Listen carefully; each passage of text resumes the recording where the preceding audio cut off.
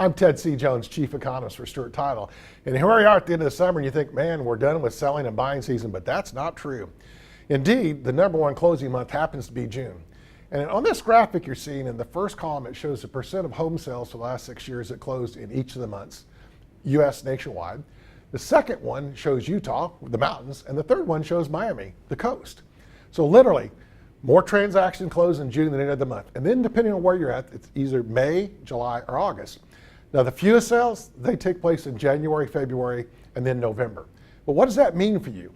First of all, if you're a buyer, it says in this environment of very limited inventory, the further we go in the year, the fewer competitors you have looking at the same properties. That's great news. What about for sellers? So let's look at this next group of data. This next group of data, what it is, again, is for that same 6-year period, and these are U.S. national numbers. It shows for that month what the median home sold for as a percent of the average median home across the entire year.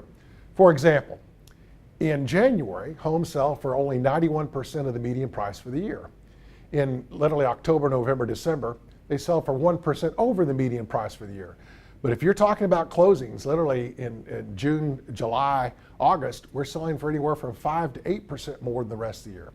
So what that means is, if you're a buyer, you're actually going to be paying less as the year progresses.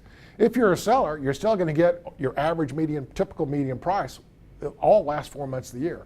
So how do you find out about this in each of the local markets? Statewide, local-wide, call your local realtor. They can show you the listings, they can show you what prices are, and trust me, this fall coming up, great time to put a listing on the market for a seller, because as I told you, between now and the end of the year, they're selling on average what it does for the entire year. And if you're a buyer, more inventory with fewer competitors.